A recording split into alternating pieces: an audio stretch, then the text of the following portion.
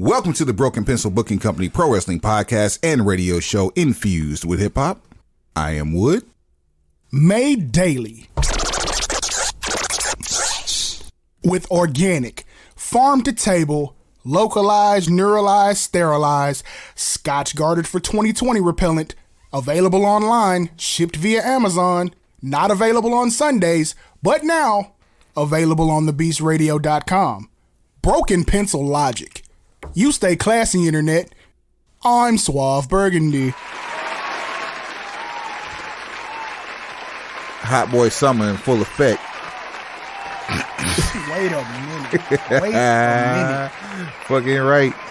I mean, we do have to fight. Well, I'm not outside like that. So, but I feel like, yeah, as an emeritus member of the clan, yeah, we got to fight back. Cause yeah. Not a emeritus member. That's morbid. My jersey's in the rafters. You'll be back. You'll be back. My spirit lives on. So soon enough. No, I'm not going back to the streets. I'm not. You belong to the streets, though. You from the streets. I do not. You're the mayor. No. The mayor got to be in the streets. No. The mayor is of the people. The streets. Aha. Streets be damned. Them hoes do not talk back. Them streets do not love you. Them streets is cold as fuck. We are hitting you on Friday, June the 10th. Year of our Lord. Year of our Lord. I said year of our Lord. Year of our Lord. 20 and 22. Amen. Shouts out to my man Tony Snow out there doing big things. Can't ban the snowman. Ever. That's a fact. Before we get into this wrestling talk, because we have an MVP of the week and possibly of the year already. Like he do we? Who's done good deeds out here in the world? We'll talk about him here in a second. One thing that is not on the agenda that I am going to talk to you about briefly, and I'm not going to exhaust too much energy on this. All right. Rolling Stone magazine has put out its top 200 rap albums of all time. Never, ever trust publications that big to do something that tedious. I'm going to do something that no other outlet, at least that I've heard, because I've heard a lot of conversation about this list. I'm going to do this in a different way than anybody else. I've heard nothing about this list. Oh, this is going to make even more fun, sir. Let me get this ready right now. Because you're about to hear that a lot. Don't irritate me. Don't irritate me before my weekend gets started. Oh, you need some negative vitriol for this one. I don't trust. No, I don't. I've had enough. Yeah, trust me. This is America, Jack. This is America in 2022. I don't need any extra negative anything. Oh, you want that shit? All I gotta do is scroll. You want the shit? We got the shit. I want you. Just tell me how bad it is. I want you to give me 5 or 10. Give me a number, 5 or 10. 5. 5. Okay. In no particular order, other than the number 1. Give me your top 5 rap albums of all time, and I'm gonna tell you how Rolling Stone ranks them. The Blueprint. Is that your number 1, or is that just in the top 5? It is just in the top 5. Okay. Jay-Z's The Blueprint. If I can find this goddamn thing. Is it even on here? See, that's already some shit. I'm gonna tell you about the shit I've thought in. I need this. I don't trust. Go ahead. I don't trust these major publications with the staffs that I know that they employ to do anything to properly push forward the culture of hip hop. They're just gonna do some shit based on who gave the biggest offering to put an album high.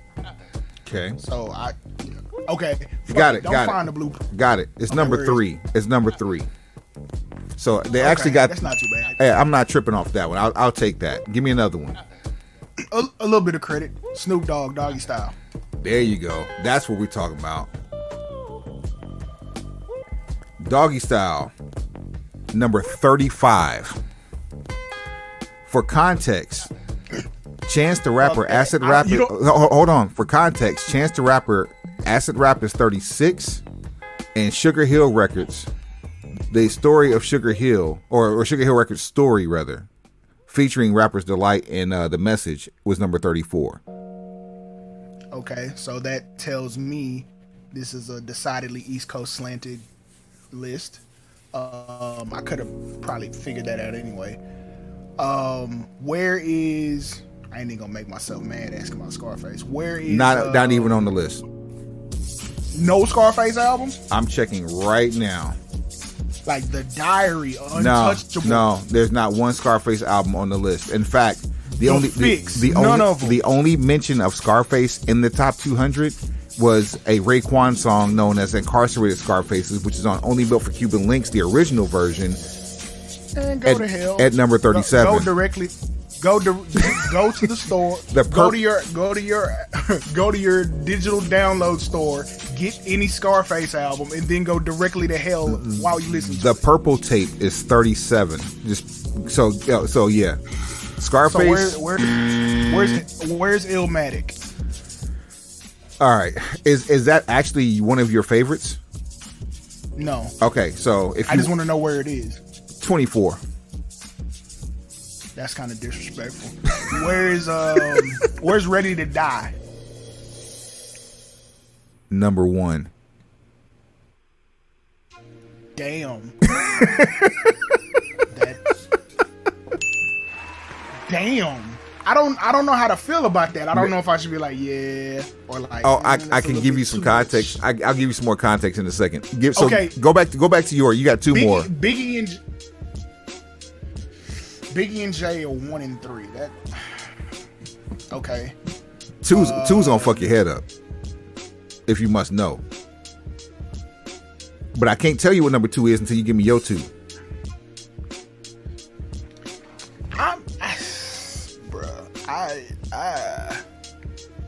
I don't even know now. Like, what the fuck? Just tell me. Tell me yours. I haven't done this in so long. Like, this shit changes like a lot. What's your favorite rap album of all time? Doggy Style. Okay, so we already got that one. Yeah, that's my number 1. Okay. Every time. Okay. Shit. And the cassette is a very stellar number 1. Where is where is Bone Thugs and Harmony East 99? East 1999. Let's see here. Mind you, that's a diamond album. Don't worry, stand by. Ain't no hope for shit. Hey, if that motherfucker that far down, ain't no hope for shit I like. I won't even dip into the South shit. I'm not so sure Bone Thugs and Harmony even made the list. Burn that bitch then. Like, why we still talking about these motherfuckers? Burn this shit. The only mention of Bone, on here is a Prodigy line. Are you fucking kidding me? I can't make this up, bro. Just give me run down the top 10 from. Wait, hold on. I gotta do some more digging here. Hold on, man. This cannot be. Let me mark this real quick. It's you brought this whole ass shit on here. Let's see here. I do this on a different screen. Garbage. So I know none of the shit I like from like Luda's Word of Mouth, motherfucking T.I.'s trap music. Know that bitch ain't on there. Fucking all the Scarface shit I named. Ghetto Boys, We Can't Be Stopped. I'm trying to find a website that actually has the entire list without having to use clickbait to establish. There we go. Is this 50? Why are they doing this? Oh yeah, 50 Cents Get Rich or Die Trying. That's a classic. Well, hold on. Hold the energy, because I'm trying to find the whole list at once, and because the only thing I'm finding is just some other shit. Well, shit, I'm just gonna name off randos while you looking for it. No, because I can't search the way I want to, because the way Rolling Stone they have it broken down by 20s.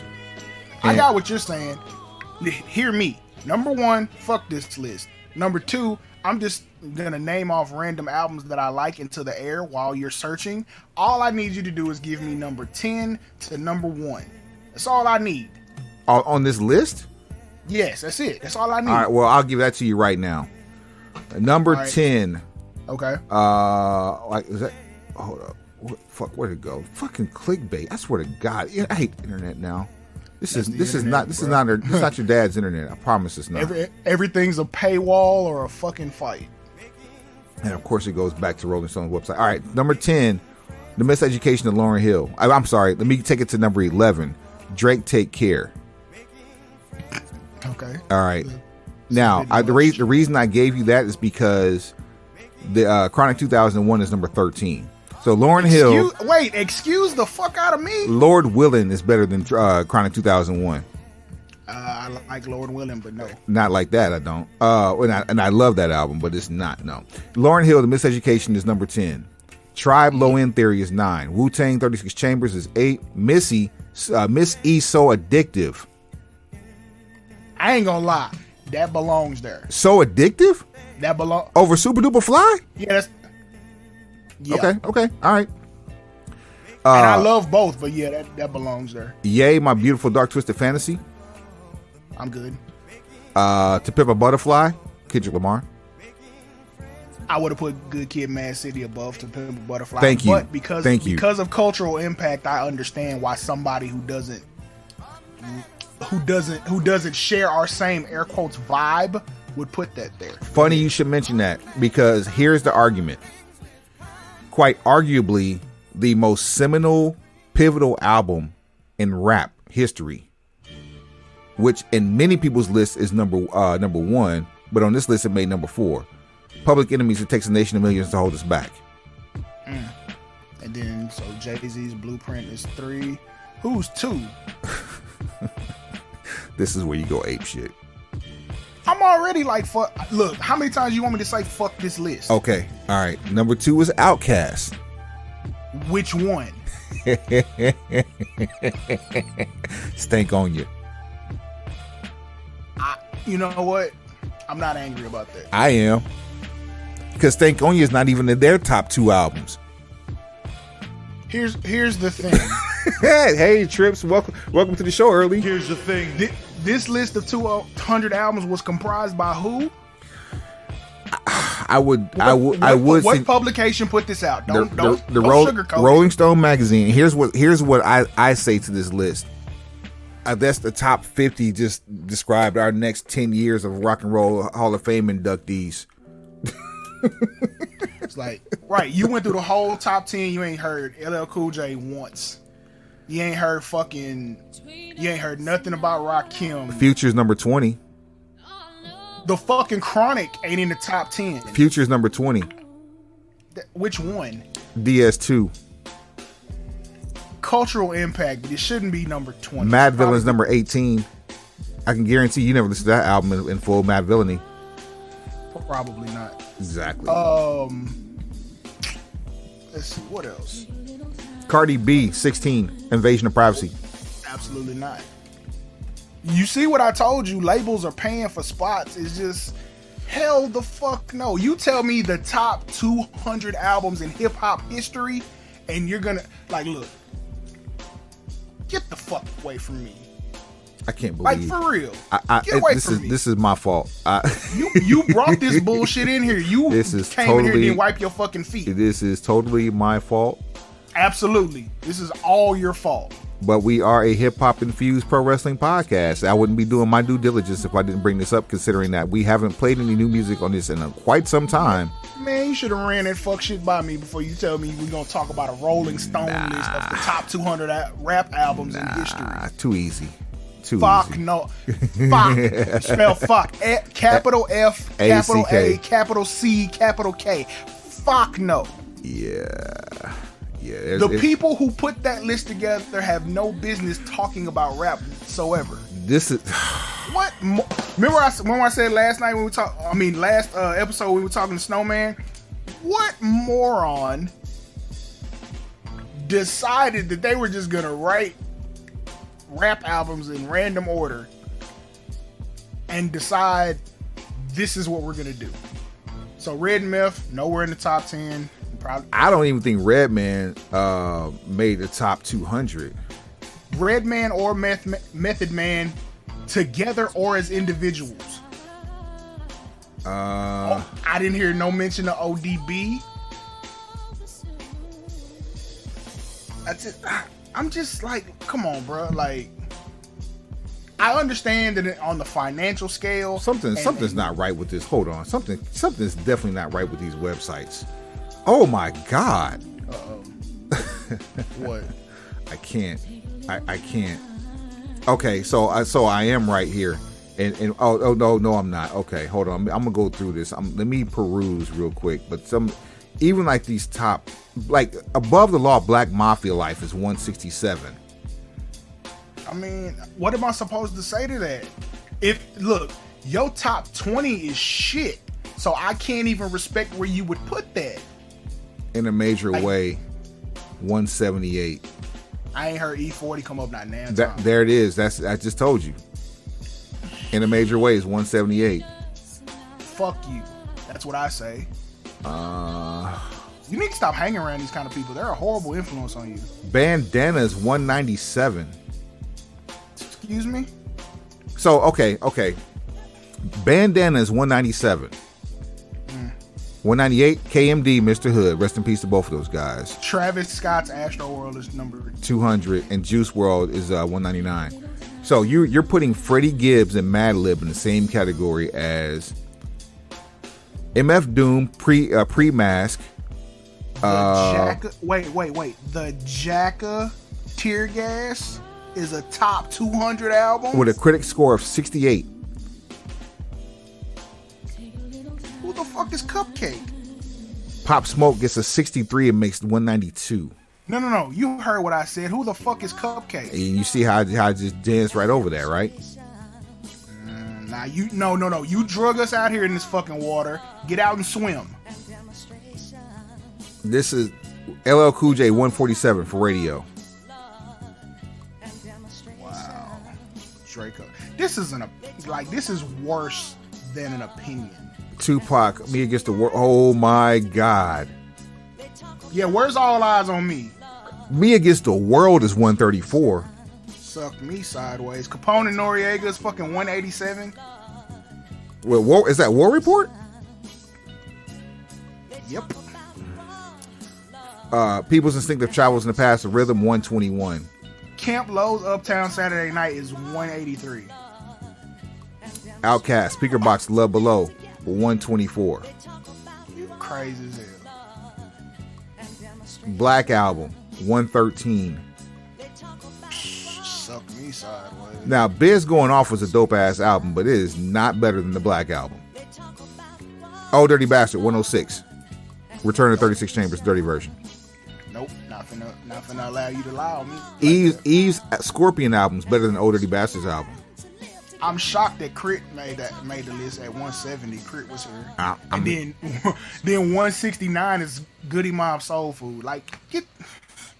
I'm trying to be fair here, but I'm in the 80s and I still haven't seen Red and or Meth. Cause ain't no fair. Ain't no fair. Why are we looking at fair? Fair don't exist. Some people's favorite Wu-Tang guy. 50 Cent, Get Rich or Die Trying, 64.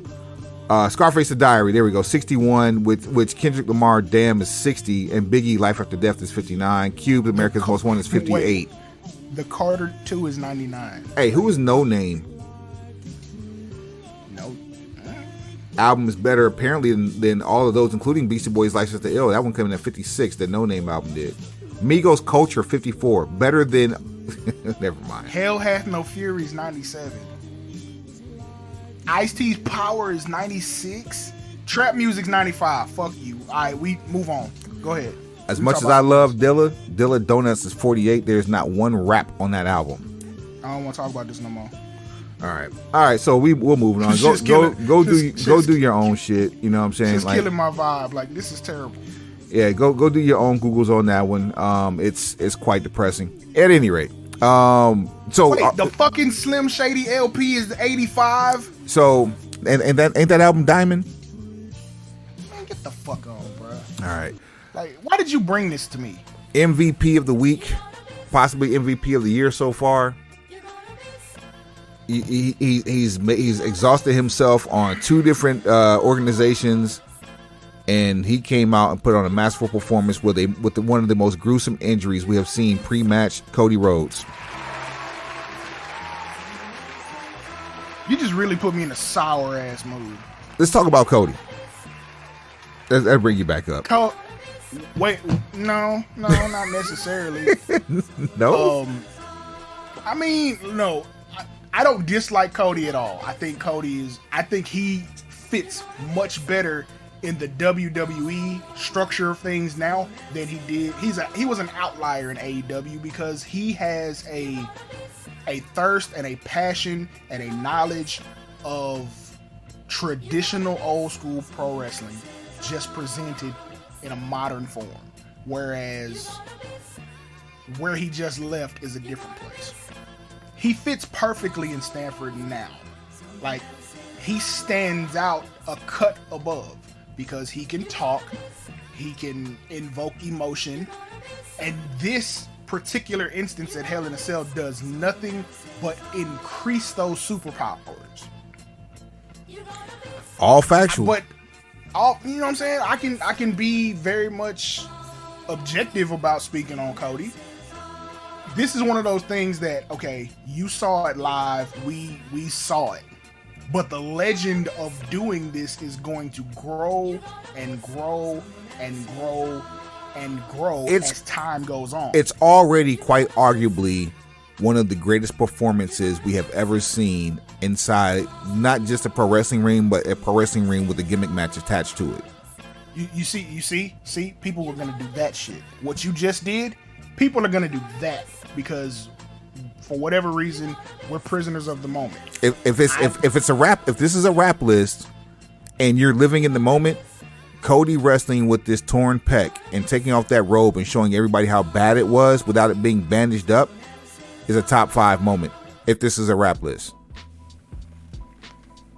If you gave me more time before we started this episode, I may be able to really combat whether it's top 5. I do know it's not number 1.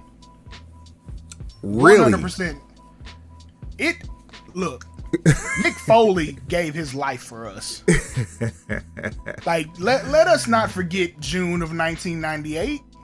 I mean, when you got heave hold 20 feet off a cage, and the only thing separating you from death was about 2 inches. Oxygen. One extra breath and your ass would be out of here. Then you went back up the cage and got thrown through it. So while we're talking about Mick, here's another one. So here's a quick, I guess we're in the middle of a quick mixtape. I guess let's do an EP. Mick taking the 18 chair shots to the dome. Hence, okay, so he got 2 of the top 5 off top. Like we joke about this, and it started on this show about you saw what happened to Mick, the unprotected ass chair shot to the dome piece. That's where it came from. Mm-hmm. Seminal moment, never will happen again, and it shouldn't have happened then. I see what you did. Now you gave us that whack ass rap list and then segued into this Cody shit and was finna try to anoint him, knowing goddamn. No, that you will not gaslight this. No, sir. Oh, I'm finna gaslight it. Cause now we got Foley with 2 of the top 10. You're confusing gaslighting for gasoline, but go ahead. And then let's be honest, he fell through the cage another time. It just I wouldn't give him 3 in the same match. No, in a different match. Oh, okay. You remember Trips threw him through the cage and No Way Out. That was his air quotes retirement match. But also, if we're gonna keep it 100, Foley is in 3 of the top 5 because Edge versus Edge at WrestleMania 22, where Edge almost burned himself alive. So that's 3. Oh, Foley man. is in 3 of the fucking top 5. It's getting real on Cody, and crazy. We ain't even left Stamford yet, so he might not have a top 5 Hell in a Cell match. And if we're going to talk about Foley, one match that people always take off of the list is his I want to say it may have been a TLC. We didn't go to Japan. We were just laying on barbed wire blowing up. Oh no, we ain't gonna talk about Foley losing the ear in Germany. We won't talk about that. But I'm talking about Flair versus Foley, no holds barred in TNA. See, that's probably Flair's most brutal match ever. Even more brutal than the match where he had his head smashed in the cage by Kurt Hennig. Now, mind you, we haven't talked about anything that happened in ECW yet because they still cutting Sabu out of barbed wire. Meanwhile, rest in peace, New Jack. Look, this is what I'm saying. Let's not be prisoners of the moment. Let's give him his flowers because 100% for you to get into the ring and jeopardize your long-term health to make sure that the people got a show. He gave us 2 gimmick matches inside of one. Fucking commendable. While injured, an outstanding performance. 100% deserves all the praise, accolades. Cool. But don't lose sight. That's all I'm saying. And that's the name of the episode. Don't lose sight. Do not lose sight of the contributions that have come before. Like, let's not be ridiculous and start putting a crown on people every time you get something you like. Man. Stop that shit, fam.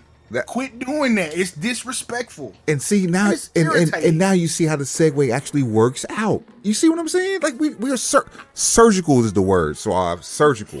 Facts, and we did that shit working with no net. But I'll thank you next time to not bring me no funky ass publications rap list. We don't trust them for shit. I love the energy. It'll grow for ratings. We left something off of our episode last week that we should have started this episode off with, but we had I had a different agenda apparently. Of course you did. The great Samoa Joe has been missing in action since he debuted at Ring of Honor at WrestleMania weekend. And we didn't know why. He had a few matches on TV, but we didn't know why he had just been missing. Now we know. Coming soon to the CAC. The CAC. Samoa Joe will be starring in a video game based adaptation. Same word I was going to use. It's a great word. It is. It doesn't get used enough. It doesn't. And people aren't smart anymore, Wood. This was a very it was a cult classic video game, and even to this day it still holds up. Like if you want to get out and get some battling shit going on, and it's on some third person shooter type shit, just reckless abandon. I'll keep it G. It was more than a cult classic because this was during the PlayStation era. This was one of the most popular games ever put out on that console. Absolutely factual. In fact, the game was so popular they redid it in 2012 just to get it in HD. We're talking about Twisted Metal. Samoa Joe has procured the role of Sweet Tooth. Sweet Tooth, bitch. Easily the most favorite character on Twisted Metal. He is the poster child of Twisted Metal. the killer clown. Yes, with the flaming skull. Pause. Joe's faux hawk is perfect for that role too. He's probably gonna have a mask on the whole time. Now he's not doing the voice, so let's be clear. Let me back up too. Sweet Tooth is actually the vehicle. That's also a misconception. Mm-hmm. But we always just call the clown Sweet Tooth. Right. But the clown is actually Marcus Kane, aka Needles. Ha. Ha ha ha. I like it. So I like it. I fucking like it. Either way. But Joe is basically the physical embodiment of Needles, and his character is being voiced by an actor who I do not have his name in front of me right now. Peacock's Twisted Metal live action video game adaptation, and it's not complete yet. So you have Stephanie Beatriz as Quiet, Thomas Hayden Church as Agent Stone, Will Arnett is the voice of Sweet Tooth. Wait, what? There you go. Yeah. Joe is just the physical body embodiment. He's not voicing. Aha. Which means he's never taking the mask off. Which means his head's probably going to be on fire the whole time. I'm sold. Nev Campbell is Raven and Anthony Mackie is John Doe. Because Anthony Mackie is going to find his way into any and everything. And Anthony Mackie has been known to put people on. If Joe disappears for Hollywood, we understand what happened. Keep it gangster. Like, this shit looks cool enough for me to actually get ink. I kind of want to get the game and kind of expose the young ones to it. You know what I mean? This needs to be redone. I need this on PS5. So when I finally do open this bitch, I got something to do. Well, the new PS rollout for what used to be PS Now is going to feature a lot of classics, and that's definitely going to be one that they're going to add to the mix once they can figure out the coding for the emulation. And yes, ladies and gentlemen, I do have a PS5 that I have not opened. Ooh, I wish I had the because we need that for this one. But I opened mine. I play it. I haven't played it in quite some time, but I do have mine. And I play it. I enjoy it. It's a nice piece of hardware. I'll tell you how much time I have for gaming. Oh, what I did see this week. Shout out to CG sending me this. Madden 23 is getting a fucking makeover. They have added a new gaming engine called Field Sense, and I watched the YouTube tutorial about what's going to be different. Oh dear, I'm going to spend quite a bit of time playing Madden. Right on. Okay. I'm going to. When I got the PS5, there were some games that I picked up because I knew I needed them. Madden 22. Of course, if you don't open the PS5, you're not gonna open the Madden. I got Mortal Kombat X, the Ultimate Edition. That's a timeless thing. Then what's the other one? And it came with Spider-Man. Okay. So I haven't played. I ain't open to play any of that. Yeah. So that Miles Monroe was fire. Like you got the bundle. That's the nice bundle there. Miles Monroe is a motherfucker in NXT. Miles Monroe. I'm sorry. See, wrestling podcast. Miles Morales. Yeah. But I'm gonna find this and I'm gonna send you to YouTube for it. But for those people who complain about the lack of ability to affect the play after the animation starts, oh boy, it's gonna get tough on some people. Like the days of you just running 4 and 5 wide and trying a crossing pattern and the four verticals, that shit over with.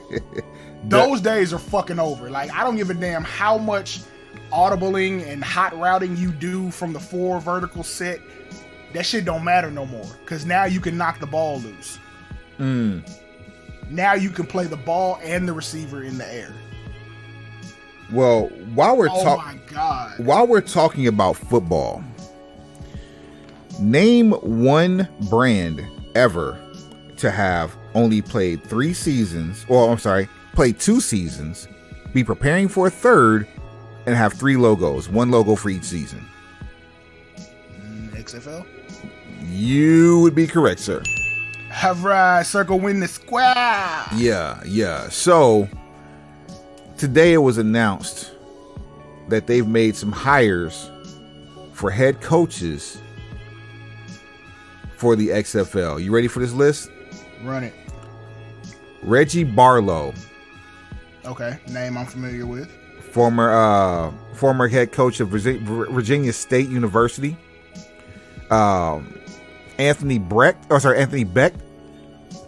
who was the offensive coordinator at Winegrass Ranch High School, but also played in the NFL for the Bucks, the Rams, the Cardinals, and the Chiefs. Okay. Terrell Buckley. Okay. Another name I'm familiar with. He was a cornerbacks coach at the University of Mississippi, 13-year veteran of the NFL, played for the Packers, and also is a Super Bowl champion. Also played for the Dolphins, Broncos, Patriots, Jets, and the Giants. Jim Haslett, who was the inside linebackers coach for the Titans has procured a head coaching job. Yeah, Jim Hasley been out here for a long time. A long fucking time. Here come the heavyweights. In your semi-main event, Wade Phillips. Oh shit, the son of bum. We running the 3-4 and we blitzing ran this. Yeah. Look, I have a soft spot, pause, for Wade Phillips. I like Wade Phillips as a coach. I would prefer him as my defensive coordinator as opposed to my head coach. But the son of bum knows what he's doing when he's calling defense. That much I can tell you. Returning as the only returning head coach from the last incarnation of the XFL, rejoining his original team, Bob Stoops, head coach of your Dallas Renegades. Man, do you understand that? Like, okay, Stoops is Stoops, and Stoops has a reputation with, regardless of what side of the fence you're on about Stoops, he does have a reputation. Either he's the biggest choke artist ever, or he's your favorite. Do you realize that man not very long ago was like a leading candidate to coach the Dallas Cowboys? Like, he was a name that popped up every offseason. Listen, 33 years of coaching. He's the winningest coach in Oklahoma history, and could have won more. And his college record is 191-48. If he was 194, and how many losses did he say? 191-48.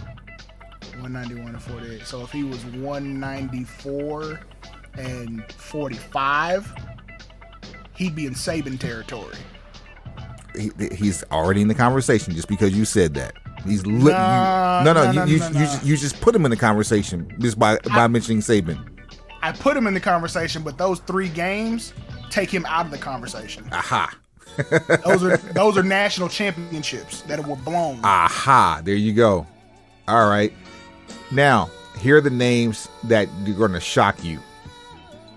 All right, let's go. Hines Ward. No shit. Okay. Last but certainly not least. Good for you. Leaving, or assuming that he's leaving the NFL Network, Rod Woodson. Word? Okay. I'm pretty sure he's going to leave NFL Network because no, I can't say that because they're not, he's not doing NFL Network type work while he's coaching. Well, you have a 5-year deal on TV with Disney, aka ESPN and ABC. So whether his coaching and his coaching and then being a part of the XFL and part of that whole corporate package that the XFL is doing is a conflict of interest for his outside ventures as an analyst, I would like to think so, because even though the XFL only has a 10-game season, supposedly will have a working partnership with the CFL, I would hope to think that he will be busy in these off seasons, especially considering the XFL season started up right after the end of the pro football season. So why would you use time to talk about football when you should be preparing your team to play football? You feel what I'm saying? I do. I do. Yeah. I'm sure they figured some shit out. But it's an interesting dynamic nonetheless. Right. Those are your coaches. And yeah, I'm looking. I plan on becoming a season ticket holder for the Renegades. I'm just glad we back outside because I didn't think they was going to include us. So I'm good. Yeah, and moreover, I'm happy that these young athletes are going to actually have jobs again. Like the ones that don't get drafted to the NFL, they have a place to play to prove themselves. No one can forget Rod Smart. He's a product of the XFL and actually went on to a pretty decent career in the NFL with the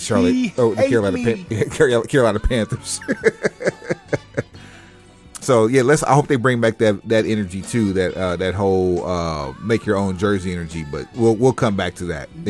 It'll be a lot closer to what we saw like right before the pandemic started when we went to that game. The real football version of the XFL. Yeah, I expect more of that. I just hope. for their benefit too, I hope the crowds get bigger because I mean we had a ball at that game we went to against Houston. Okay, because McMahon was in charge of the first rollout, you got to do a lot more shit to trap up your presentation. Because the new ownership looks the way it looks, and when I say that, it's because there is a lady involved, and the face is the biggest movie star in the world right now. He's the real life Spencer Strasmore. Right. He completed the mission. He became Spencer Strasmore in real life. Ballers, for those of you who are not up. At this point, you're gonna have to present the cleanest, purest product possible, which means there's not. I would think now it could be different. I would think you're not gonna have the custom jerseys and a lot of the extreme rule changes. Like you might have better uniform design. You say there's another logo, so I got to check that out. It might be, you know what I'm saying? You might get modern. It is definitely a modernized logo. Yeah, I don't know if you finna get ignorant. Like putting "He Hate Me" on the back of a jersey is just being ignorant. And nowadays, there's entirely too much stuff that'll slip through the cracks. Pause. And if you put it on the back of a jersey, people gonna be on Urban Dictionary trying to figure out what this stuff means. So the XFL shirts that we purchased for that last season are now classic throwback shirts, even though it's only been 2 years. But take a look at your messages. I just sent you the new logo. That bitch looks like an alarm clock. That's minimalist as fuck. That's a little too dry. Like, no cap. That is a little too dry. But it can be flexed. If they do it right, it can be flexed a lot of different ways. It's easy. I'll tell you this. It's going to be easy to put on merchandise. Yeah, I'll buddy. say that. But this shit looks very first draftish. So you mentioned The Rock with this, as you know, it's XFL. You're going to have some things synonymous. Let's talk about the gang real quick. Right now, consider this your daily acknowledgement. What up, Chief? Your tribal chief, head of the table, Roman Reigns, was advertised for Money in the Bank in Vegas. He will not be in attendance. Don't blame the chief either. Do not blame the chief for this, because I know some of you no good motherfuckers on the internet was planning on blaming the chief. Boy. You know who you blame? You know who you need to blame? Canada. Yes, blame Canada first, and then when you're done blaming Canada, blame the creative team. You ain't got nobody ready for my boy. You're supposed to be getting Riddle ready. You've been just kicking the shit out of Riddle every week. Like, how is that getting him ready for a World Heavyweight Championship match with the grand champion of WWE?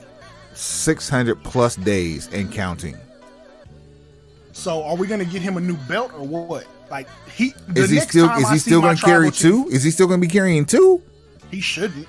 All these new belts being strewn around. I mean, we got a new IC belt. We got a new US belt. We've been saying he needs something with a gold strap to go with the gold glove. He is Thanos. Listen, if Daniel Bryan can hemp-eyes the championship maybe that's belt, part of it. Maybe that's part of it. Maybe he's taking this time off, one, to rehab that shoulder. Because look, everybody saw WrestleMania. You knew you had to buy time. We weren't finna strip our tribal chief, and we don't do like convoluted ass tournaments and battle royals to determine like. Can we get a tribal championship lay? Some. Like something. Some, bro. Like some. And we need a tribal celebration for our chief. And speaking of the chief and the NOYE family, whole lot of fucking gang shit. Apparently, in MLW, they are reviving a heated family rivalry from the 80s, as the Von Erich boys are taking on the newly formed Samoan SWAT team consisting of Juicy Fana'u, Lance NOYE, and the Samoan werewolf Jacob Fatu. Listen, I got love for the Von Erich name, because bitch Texas. But, that was weak, Swab. I mean, considering I can't put a whole bunch of sauce on that. Like, it's gang. Considering where the gang goes, the gang goes. I was never invited or admitted into the Von Erich gang, but I have a stamped membership card to Oos gang. Factual. Shout out my OG Rikishi, put me on the set. You know what I'm saying? What up, Keish? What up, Keish? L Junior. Look, OG Keish. So what I can tell you from that is that, I mean, shit. Hopefully they make it out safe. Mark safe. Get home safe, my G. Stay dangerous. You get out safe. You can vacation and rehab in Hawaii with your pops. But this ain't for you. Well, I know Kevin is high as motherfucking Martian farts. Nah. Kevin be on cigars, man. He got some good cigars over there. Dipping the cigars in fucking cognac. Probably inside of a coconut, because he chops those down too. That man be on it. If I see that man smoking a cigar through a fucking coconut, I'm just going to, I'm going to be the happiest I've been for about 8 minutes. Dog, it's gonna pass, and I'm be like, damn, that was some cool shit. That's a whole. Remember the time we saw Kevin Von Erich smoking? Boy, yeah, that whole coconut smoke had smoke coming out the head of that thing like a Steve Austin trophy. Look, the coconut needs 3 holes in it, but not like a bowling ball. You have the first entry hole for the cigar. You have another entry hole at the top for the smoke to come out. The third primer is for him, for him to smoke. But then in the same one where the smoke is coming from, you're gonna pour about 4 ounces of cognac. He's in Hawaii. They need rum. I mean, either or. I don't have a preference. Yeah, refine the taste a little bit. I just figured, to put that sting on it. Yeah. No Steve Borden. Rum's for drinking. The cognac is like an enhancer for the smoke. Right on. So, you know who we need to ask about this, though. We can ask a couple people about this. Exactly. You pick whichever cigar connoisseur that you want to ask, because I'm not a connoisseur. I mean, you can ask me about this, but truth be told, when we close the TV deal, I'll smoke my first cigar. Man, Snowman getting the phone call. Fuck the TV deal. Whoever cuts us a check, whenever we get a check cut, like the check, I'll smoke a cigar then. Here we go. For a nominal fee. Soon to be. A phenomenal fee. We will take some of this broken pencil knowledge, slice it off, dip it in cognac, and put it on your plate. That might have been the most painful trigger push ever. I was like, God damn it, we about to set the check up. That's an alley. That's worse than the GoFundMe on that one. Look, we ain't out here begging for it. We out here. We earning it. We earning it for sure. We is earning it. Let's see here. While we out here active, let's see which way we want to go here now. AEW is out here doing a bunch of wild ass shit. We ain't seen Max or heard from Max since his I hate calling it what they're labeling as the new pipe bomb. He has been removed from all things AEW, including website, advertising, promos, and videos. Well, first of all, I'm gonna go ahead and rename this, because we're not calling it the new pipe bomb. That's some bullshit. Stop. Don't lose sight. Stop comparing everything. Stop trying to give everything a modern twin. Stop that shit. Let the pipe bomb live in 2014 or 2012 or whenever the fuck it happened. Let it live. Let hard times live in 1988. We're not so bad off that where we still can't have first. Like everybody wants to be compared to someone previous. Like, we're not that bad off. It's bad, but we're not that bad off where there's not any first anymore. You know what I'm gonna name this? when Max went scorched earth. I like it. Because Max is what? Salt of the earth. He is salt of the earth. This is correct, sir. You can't get salt from the earth until you scorch it. Ooh, knowledge drop. Bars. Man, look, for a nominal fee. No, I'm not hitting it again. That is not what she said. Hey, yo. Oh, shit. Meanwhile, there is a new AEW title on the horizon, and definitely not the one that we were expecting.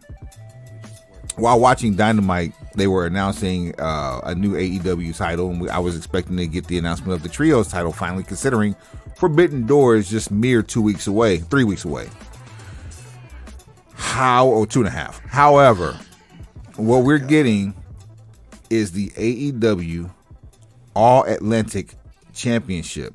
Stop this shit. Which looks just like the new AEW Women's Championship, which also looks just like the NWA or Mid-South North American Heavyweight Championship from the 80s. See, that's the other shit. Stop giving me all these belts that look similar. I understand you got a designer you fuck with. You might have a soft spot in your heart for this particular design. That doesn't mean you need to make 6 different versions of this. Let's do something else. Like, I'm all for uniformity, but like, make it like we did a belt tournament. There's some hard ass belts out there. Like episode 3, we need to bring that shit back. Bro, that might be whenever we take a break, that might be the episode we bring back from the break and just relaunch that bad boy. Cause yeah, we need to redo that one. Yeah, because like there are more belts to pick from now, but we don't need another men's singles title in AEW. What for? We have the TBS Championship. Oh, sorry, the TNT Championship. We have the AEW, which doesn't get defended enough. The AEW, well, I guess it's about to be, because Wardlow is probably about to uncrown Scorpio Sky with the second most unceremonious run by TNT champion. I totally disagree with doing that, but go ahead. I disagree with it too. But here's what's crazy. You know what the most unceremonious TNT title run was? Scorpio Sky's first TNT title run. I was finna say one of Cody's. You know, he got squashed at least twice. Because this is Scorpio Sky's second run with the title, right? Yeah, I think. The first one didn't last that long. I mean, somebody did something stupid. I mean, be that as it may. So, the All Atlantic Championship, a title that represents fans watching around the world in 130 countries. The AAC. The AAC. Not to be confused with Mark Cuban's Paradise for basketball. All I'm saying is American Airlines might want to see if they can partner up. I mean, the AAC, you know. But, go ahead. I wish they would have a list of all these countries that's supposed to be representing, but it was unnecessary. We're talking the United States, Canada, and Russia? This is unnecessary. This is totally unnecessary. Like 100% unnecessary. I mean, completely. You talk like, if you wanted to have a tournament and then like same thing with the Owen Hart tournament, you want to present a belt to the winner of the tournament, cool. We got too many motherfucking miscellaneous ass title belts running around AEW. And when we ask for trios, that's the next thing that should be coming through the gate. We don't need nothing else. The TNT title is the equivalent of the television championship, also doubles as the Intercontinental title ish. Now, granted, I'm being facetious when I say, just those 3 countries, because there's way more than 3 countries that border the Atlantic Ocean. But let's talk about 2 in particular. Population-wise, one of the largest in the world, if not the largest in the world, China, is not one of those countries. On the flip side, Japan, another country that's heavily influenced in the wrestling business and culture, not represented. So are we just excluding folks, just calling some shit because other things have been done? Like, oh, I don't know, say the European title. As Tony Khan, as Swab put it, been watching Mid-Atlantic Championship Wrestling on the CAC. On mid. So, like, is this the Western States Heritage title, basically? Dave House, what up? Big brother Jake. I had Mike Sharp coming up after these comments. We'll hear from Iron Mike Sharp live. What was another? There was another whack ass title that had no reverence, because the Western States Heritage title popped up out of nowhere on NWA television. Look. The only thing I can think of is if this new partnership with New Japan ends up in a situation where you have a New Japan competitor win that title, take it back to Japan, and that's how you get AEW mentioned in Japan on a regular basis. Like when Moxley that's what you do to a company that just got rid of a belt that they just introduced within the last 5 years. That's what you do. Hey, look, I'm trying to figure out why we're doing this, because apparently somebody's lost sight. And the name of this episode is Don't Lose Sight. Which is apparently what we've done with this fucking Forbidden Door tournament that's supposed to culminate and crown an interim champion. So we'll get to that here in a second. Now, for this AAC title, Buddy Matthews versus Pac put on what a match. What a match. Miro versus Ethan Page is coming up. Malachi Black versus Penta Oscuro.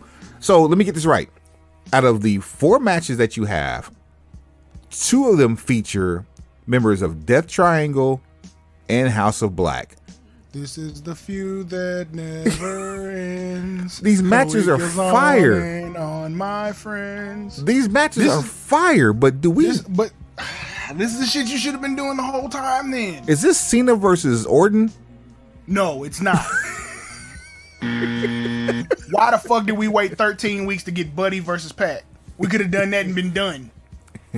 But why are we getting Malachi Black and Penta Oscuro again? Because I know we've seen that before. First of all, I'm tired of all these name changes. If you're not going to give me a different move set with this name, go back to what you had. Thank you. So Penta Oscuro should be pulling out all the international objects. Penta El Cero Mero. Just go back to Pentagon Jr. I don't think they can do that. Well, whatever. I think that's where the name change came from. Now, notice I said 4 matches, I only named off 3. The 4th match is from 2 competitors from New Japan Pro Wrestling. See? No names. That's it. That's all I got. That's what you got. That's it. That's that bullshit. And let me. Okay, Will on the spray is probably going to be one of those people. At least I'm guessing. But who popped up at Dynamite, by the way? You're giving away pay-per-view quality matches. Like, okay. Don't get me started on that shit. Wait till I tell you what else is coming up on Dynamite. Say the AAC title was a one-night tournament at Forbidden Door. So you can basically just hit the shuffle button on your roster. Because you got people available for New Japan, you got people available for AEW, Impact, Ring of Honor, whatever. You can just hit the shuffle button, and when you do that, you'll give your audience a higher quality presentation. The shows are 4 or 5 hours any fucking way. Oh boy. Like, why is Hangman Page not in any of these situations involving belts? Like, he just lost the world championship. He wasn't in the battle royal. He's not in the AAC title hunt. He can't even be champion of his office. Well, in Dynamite, on Dynamite, he came out and challenged Hiroshi Tanahashi. No, I'm sorry, he challenged Okada for Forbidden Door. for the New Japan for IWGP World Heavyweight Championship. Well, that pretty much tells me that Kenny is way more fucked up than we thought. And Adam Cole didn't care too much about that shit because he was like, "You lost. Why are you getting to fight Okada?" Adam Cole is like super annoying now, and not in the good I'm a heel type way. Almost the Miz kind of way. Take it a step lower. Just the hair. No. Dive deeper. Who is more annoying than the Miz? Because when the Miz is annoying, he is fucking annoying. Right now, I don't even know who's more annoying than him. Baron Corbin's pretty damn annoying. Baron's new T-shirt gave him some life with me. I like that T-shirt where he looks like the fucking Monopoly man. That's funny fire. to me. That's fire, yeah. That's a fire ass shirt. Sheamus is pretty goddamn annoying. Sheamus don't annoy me because I don't hear him talk enough. This is Orange Cassidy used to annoy me. There you go. Like it's Orange Cassidy level, and they're both the same size now. Oh man. I bet Orange's jean jacket fits Cole. Oof. Shout out to Cool Kyle though. Man, cool Kyle coming back too. He out here putting on Mac Classics. Cool Kyle ain't doing nothing but carb loading and eating protein. That's it. And then so while we're talking about championships, so last week on Rampage, CM Punk comes out and says that he's injured and has to have surgery on his foot because he stage dived. Okay, so look, you've seen the clip that's going around on the internet. The stage dive seemed like it caught the knee. Thank on you. The guardrail. The springboard for the hot tag in the trios match is what fucked up the foot. This is how you have truth in your news telling. I, for one, am not completely sold on. I'm not sold on this injury, but if it is speedy recovery, no one wants to see anybody get hurt.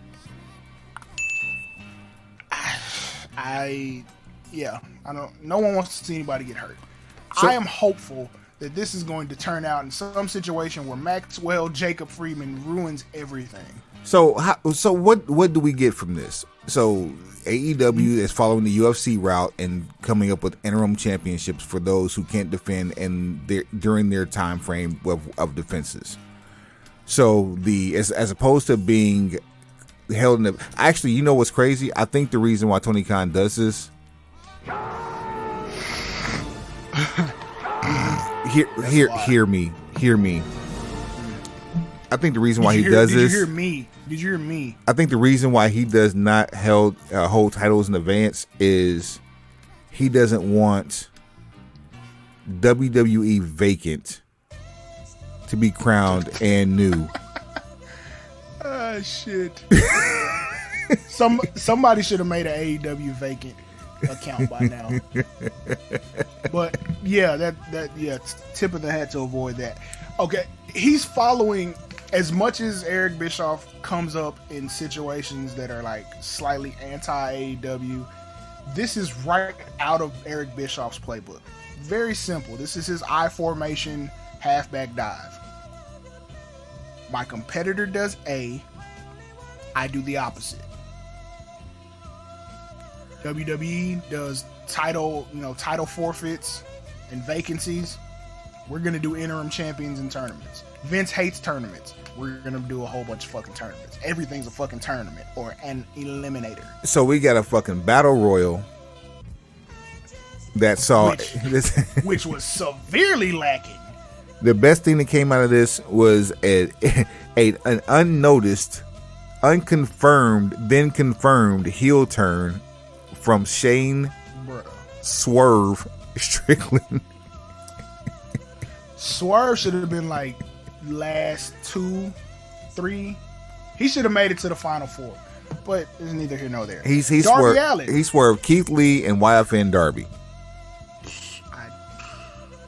Which both of those matches will be very, very good. And but you took Swerve and like Swerve's like stupid over with that crowd. Like, why would you switch that up? Whose house? Swerve house. And I think you can still get that because what are we doing? I don't know. I don't know anymore. But I can tell you this: the winner of the Battle Royal gets Jon Moxley. Wait, what? How did Moxley wasn't? So Moxley wasn't in the Battle Royal. He was named the number 1 contender.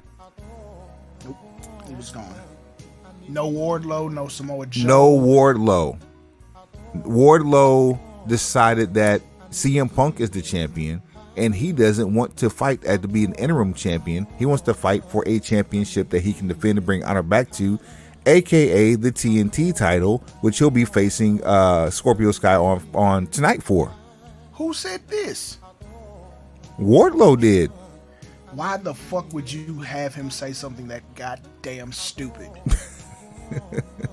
Right after the Battle Royal. I don't want to be the world champion because I want to beat the world champion. You're gonna end up doing that anyway, right? So why not get the world heavyweight champion's share of the purse from now until then? You just climbed up out of poverty. Stupid. Don't lose sight. See, okay, that's what legitimizes the injury for me. Because there's no way you would plan this and do something this stupid. There's more to the stupidity that was Wednesday night. Of course there is. Young Bucks, aka the Load Warriors, aka the Block Control Express. Block Control Express, the Mean Tweet Posse, the Hardly Boys. Speaking of boys, they were backstage. StockX. They were backstage with the Hardy Boys, trying to challenge for a match and bring up the Jurassic Express. Bounce pass. And Christian Cage comes out as the mouthpiece and sets up a match that put the Hardy Boys on the map with Edge and Christian.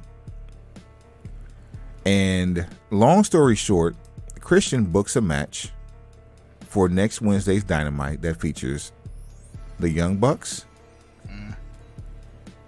the Hardy Boys, and Jurassic Express in a tag team 3-way for the AEW World Tag Team titles. Now, counted both ends, ain't we? Now we know what happened to Jeff Hardy at the last pay-per-view. We don't talk about Jeffrey, no. We also know why he wasn't performing last week on Dynamite or Rampage. Stinger, no Steve Borden.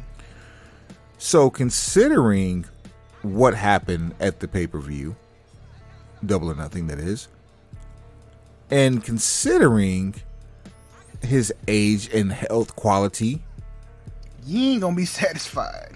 Why did Christian Cage... First of all, why is Christian Cage booking matches? Let's start with that. But why did he book? Because he's supposed to outwork everybody, and this is the way for him to find work. No. No, Christian Cage said he's here to outwork everybody. So that means I'm wrestling, I'm booking matches, I'm parking cars, I'm handing out programs, I'm working concessions, I'm at the t-shirt booth. I'm doing it all because I outwork everybody. He's about to get beat up by a man half his size because he booked his champions into a ladder match against these other two teams, to which I immediately screamed, no. I don't want to see Jeff Hardy another ladder match on free TV ever. I don't. Look, I don't need to see him in another ladder match at all. Period. I have the cock. Pause. The cock. Yeah, I'm good. I don't need. Look, Jeff, you don't have to do this. Like, why do I feel like Drake? You have little girls at home that love you. On a $20 bill, you don't have to do this. You don't, Jeffrey. You don't have to do this. You are a made man, Jeffrey Nero. What's this shit they played when Flair retired? Leave all the memories alone. Don't change a thing, looking ass. Stay your ass off a ladder, bro. It's time out for that. Oh man. Matt ran this bitch damn near fused together from the neck to the asshole, and you gonna turn around and you gonna try to get in a wheel. You gonna be in a wheelchair by Christmas. Don't keep this shit up. Neck to the asshole. He is fused. By the time this shit's over, they're gonna fuse his neck to his asshole, and that's how he's gonna have to live the rest of his life because he won't sit the fuck down. And then Jeff is gonna be Ironside. Well, speaking of not sit the fuck down, but sent the fuck down. We'll leave Jacksonville, go back down to Orlando for a minute because Apollo Crews apparently now has a new home in NXT. I heard my boy ain't got no accent no more. What happened with that? Same thing happened to Kofi's. Triple H said, "Hey, kill that shit." Trips ain't told nobody to kill nothing.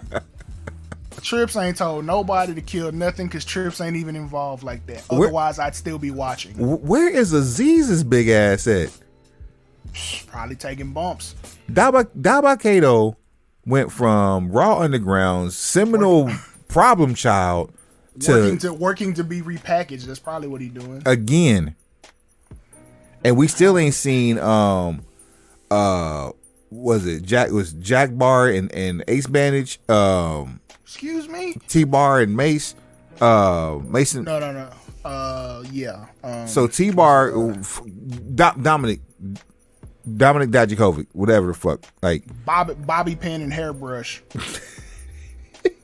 Here's your bobby pin. Here's your bobby pin. Here's your punk ass bobby pin. Oh man! Shout out to Tower Heist. Bruh, you. No. Mace is supposed to show up as a model. He's supposed to be hanging with L.A. Knight, aka Max Dupree, and I don't know what this thing about everybody being named Max now, but. You know. I do know, but I don't know. To quote the great Ghostface Killer, you know. That part. Meanwhile, on Mondays, so on Sunday we saw at the pay-per-view we saw Finn Balor and AJ Styles along with Liv Morgan take a L to the Judgment Day. ASAP Finnegan. On Monday, we are announced a new member to the Judgment Day. That member being Finn Balor, while another member was being excommunicated, and not the member, the founding father, Edge. This made absolutely no sense. Listen, I almost wonder if Edge didn't know that he was being let go.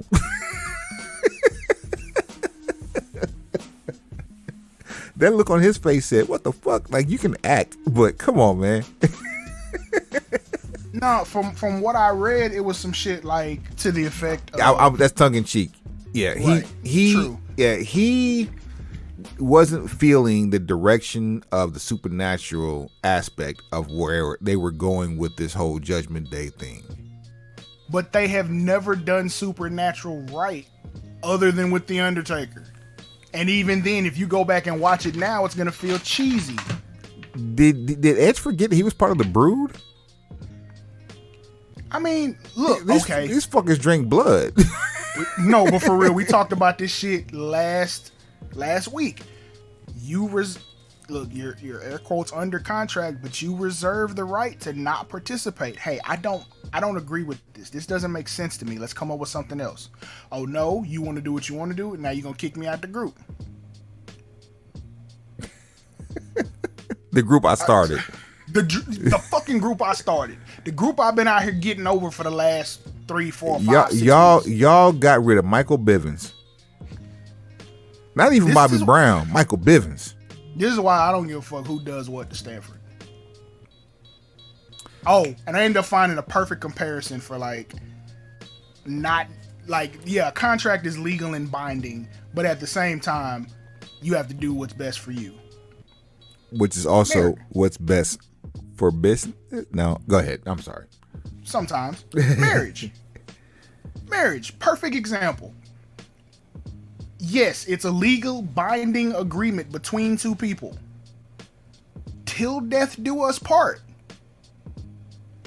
However, if some shit starts going wrong, you'd be a fool not to look out for yourself.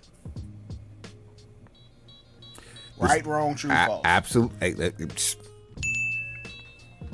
What you gonna do? Hold on to what's lost? You can't. If the situation becomes abusive, if the situation becomes intolerable, irreconcilable differences, as you know, that's always a issue that's cited when people decide to part ways. But you're breaking a contract when you do that. But you don't look at it that way, and that's the point. Don't lose sight. Well, I tell you somebody who didn't lose sight, and I hate to even mention this, but it is newsworthy. Suave called this shit months ago, and the Capavelli, if you will, of the internet, of wrestling's internet, should I say, has sent out basically what Suave called about the whole WWE Vice thing. Dark Side of the Ring is not scheduled to return for the 2022 or 2023 schedule at Vice. They say season 4 is going to happen. The press release we just read says it's on hold, which means it'll probably be filmed. They'll fund it. Like, they'll get the check to record season 4 and turn it in. Don't know when or if you're going to see it. I told you this was going to happen. I told you. I fucking told you. They were going to shortstop this play. So bringing up, reopening the wound of the plane ride from hell has proven to be the downfall of the best wrestling-based show in the last... Ever? How long you want to... Ever? Ever. The greatest wrestling documentary series ever. Didn't I tell you these motherfuckers were petty? Here's what's crazy. Now, apparently, Stanford Supermax is quote-unquote heavily involved with a new planned docuseries. Take a wild guess which network this is going to be on. Wait, it's a different network than Vice? No. It's definitely Vice. It's definitely Vice. Yeah. Now, if as WWE goes into more TV space, who is the most recognizable figure that you could possibly put on a TV screen that's not named Johnson? The most recognizable face you can put on a show that's not The Rock. Cena? No. Like, wait, what is this person doing? They're hosting? Yes. Or narrating. And they're more recognizable than Cena. Yeah. How old are they? Old enough to not be active. Oh, shit. You're making this way harder than you should. Thank you. Even kids that they weren't old enough to even see Austin wrestle know who Austin is. Totally understood, and he has, resurrected his stock with this recent WrestleMania appearance and performance. But like I say, Stanford is fucking petty. This is that's for damn show. So I mean, y'all done okay. You've snuffed out Dark Side of the Ring, and now you're finna give us some. You finna give us some shit, and just because you get Steve Austin to narrate it, we're supposed to let that shit slide. Oh, wait a minute. Wait a minute. So you got don't let shit slide. Fuck you energy right now. You talk about your boy real quick. Same, man. in a very very serious. Let me turn this music down. let me turn this music down so this can resonate a little bit.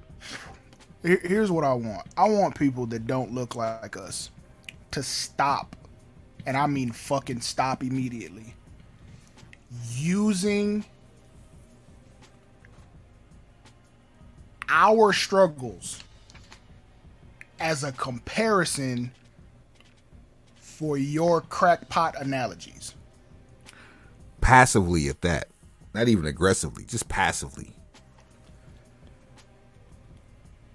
Very few things in the English language, in America equate the level of hatred that goes into a non-African American person using the N-bomb with piss, vinegar, and vitriol.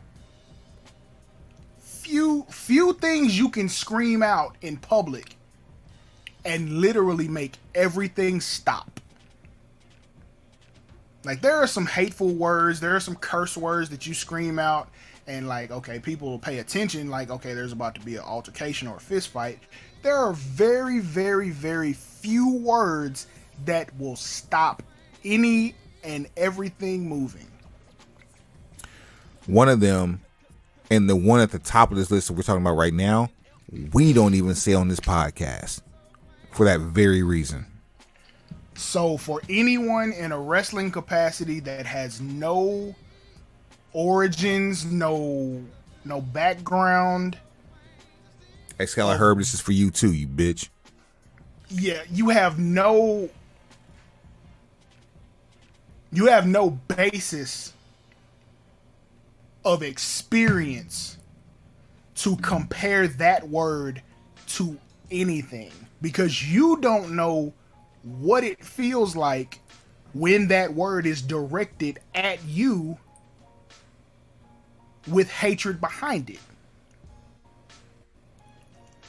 So for you to try to equate the term mark,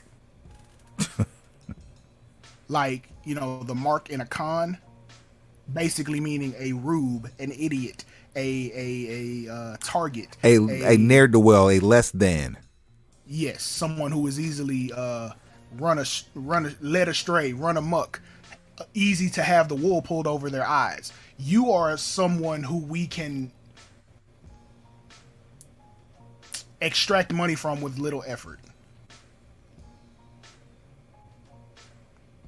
Equating that to everything you know that other word to be. All the things that it's caused, all the things that it's torn apart, all the violence and the prejudice and the racism that has been attached to that word. Death. Loss of life has come from that word,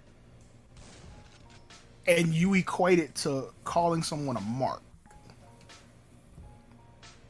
You are officially one of the stupidest motherfuckers that have ever lived. Just off that. Let's double down, though. Okay. Apparently, this happened 5 or 6 years ago. This, see, and has reared its ugly head again because of a member of the Jewish community. Not the word we're talking about, but the word mark. And so Mark comes up because of a promo from MJF. This tweet comes up because of the word mark. Not realizing, or not to be oversold on the fact that this other word is attached to this tweet in direct comparison to, which is where Suave's diatribe is coming from. That said, why in the fuck would you justify what you did, like what you said post haste, as not relevant? You're downplaying your passive use of one of the most heinous words known to the English vocabulary in America. How do you do that? Like, okay, if you're sitting up and you're like, mark is a derogatory term for fan, which I get it. Regal said he hates the word. Get it. Totally understood. It's also a term in the streets. It's not a proper term in the streets. I mean, people can get over being called a mark in the streets, but it has the same connotation in the streets as it does in professional wrestling. But people get over being called a mark. Drop that bomb on me, though. and don't be of a certain sect. Hell, you can be of the same sect and drop it on me the wrong way, and I guarantee you it's going to come with a different energy.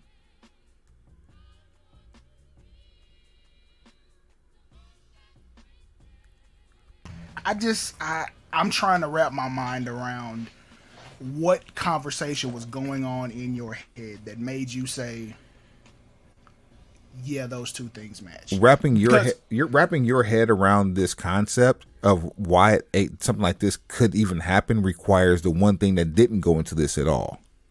Thought. Because the first thing I think is like, what the fuck made you pick the N-word like you were an expert on usage and the after effect? Because anytime you call someone anything, there's an after effect. Good, bad, indifferent. If I call you my friend, there is a feeling that you're going to have. There's an after effect. If I call you a bum, and I don't mean it in a joking way, there's an after effect. If I call you a bitch, there's an after effect. But you are expert enough on the after effect of this word and the usage of said word to equate it to calling a wrestling fan a mark. To add injury to insult, you use one of the most reckless moments at the this is probably where the Attitude Era died, with Vince McMahon backstage with John Cena, feet away from Booker T and Sharmell. You take a still shot from that scene for your comparison. Nah, bruh. So you use that 10 years after it happened. And then it's just okay. If you can so confidently say that Mark and the N-bomb are remotely relatable terms. Remotely.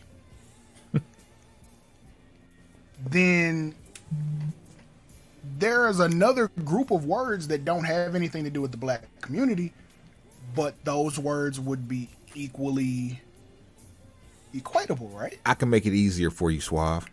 A British cigarette. No. If I call someone a British cigarette. No. I can make it easier than that, Suave. I don't want to make this easy. I want to freaking see this motherfucker. So hook, line, and sinker right here. Go ahead. If Mark is so easy, but at the same time so difficult, and you want to put it in the same word or same class as the quote unquote N-word, as you put it, why not just say the fucking word, you bitch? If it's just a word and it's a negative word, why can't you refer to Mark as the M word? Oh, you don't have the balls to do that, do you? Because people would tell you were a fucking idiot. You see how this works? You're a fucking idiot regardless. Don't lose sight. Show at brokenpencilbc.com, brokenpencilbc@gmail.com. That's at brokenpencilbc on all things social. At brokenpencilbc on what? Everything. I don't want to end the show on that. Like, fuck that. We got to find something else to bring this shit back up. There's no way we can end this show with that clown. Boy, it needed to, though. God, it needed to. I hate to shoot a voice of reason, because I have no reasoning right now. None. Let me dig.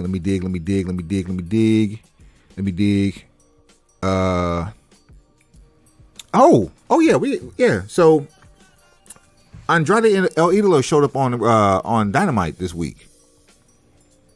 Oh yeah, he showed out too. I thought he was gonna win. Acted the fool. Yeah, like everybody who was over ended up getting eliminated. But what the fuck? Here's Darby had the crowd behind him. You could have resurrected Darby right then. I'd take Darby versus Mox. There was a battle royal once called the backwards battle royal or reverse battle royal. This was the ass backwards battle royal.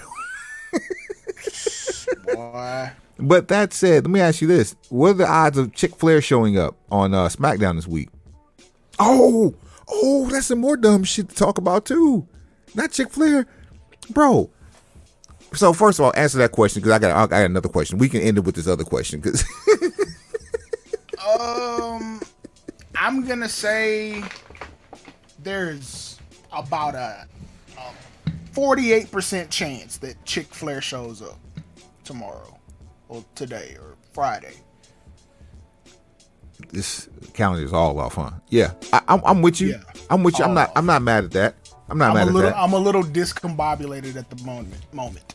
I'm gonna tell you who was slated to show up on Monday Night Raw the last 2 weeks, and is now slated to possibly show back up on SmackDown permanently as early as tonight.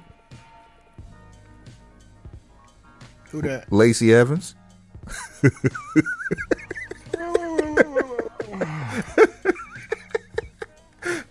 How do you promo a talent into face? Take them off for a week. Get the word out that they're going to Monday to not be a face. On Memorial Day, right? Put them in put them in a military appreciation segment. We're gonna take retired military and pump them up for like 6 weeks just to get the Memorial Day pop. Then pull the rug out and send them back on a one-way ticket to Friday. The fuck are we doing? Oh man, what? Lacey should just be doing fucking backstage interviews at this point. Cause she's not gonna wrestle anytime soon, according to the way they're doing business. Why you bullshitting? No, they can send her ass back to Tuesdays and give NXT some brand recognition.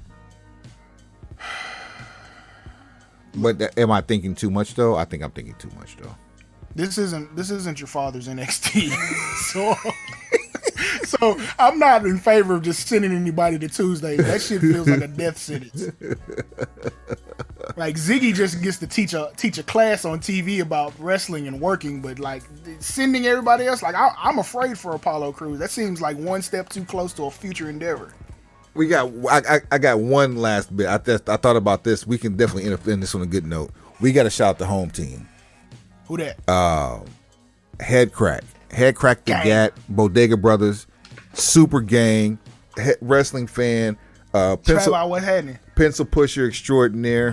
Whole lot of fucking gang shit. You know what I'm saying? Oh, and shouts out to Keno on the big shower of love on the loss of his partner in crime, Robot 5000, Cyber Dog of the Future. His four-legged best friend passed away recently.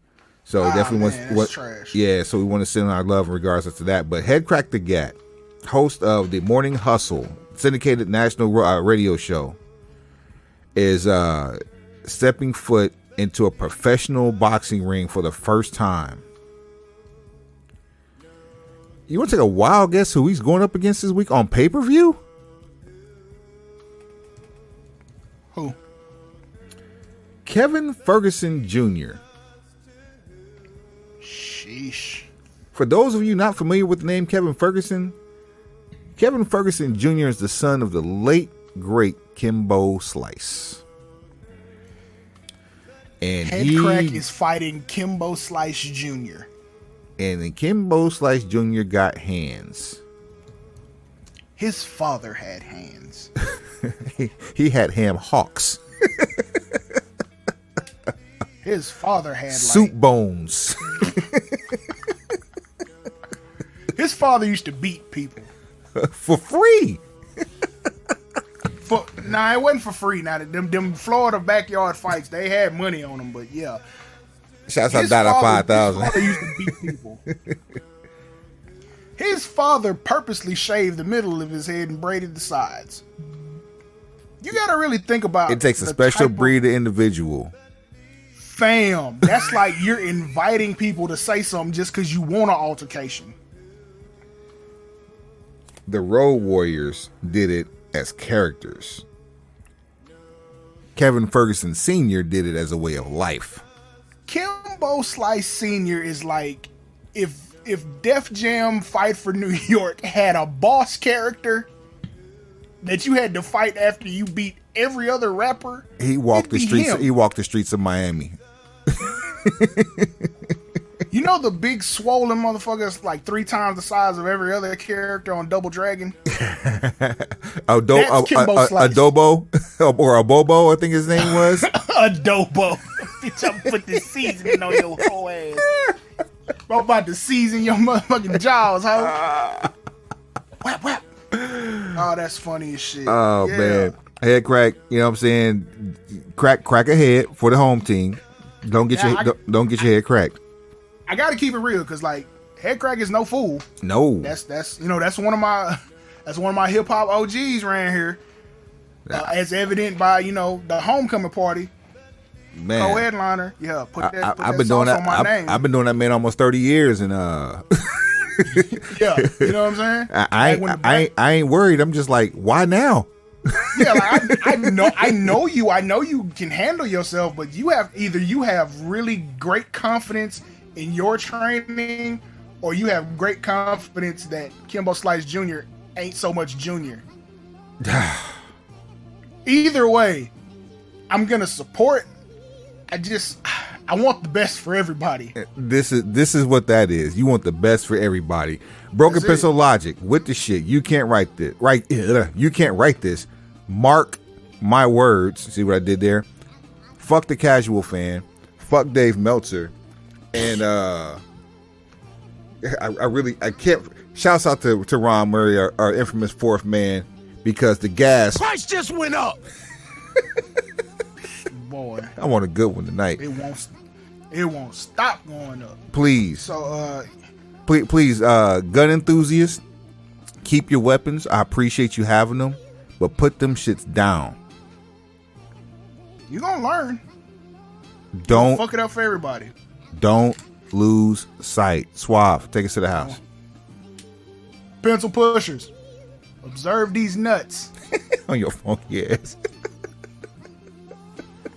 Heads up. Hey, is observe these nuts on the cock?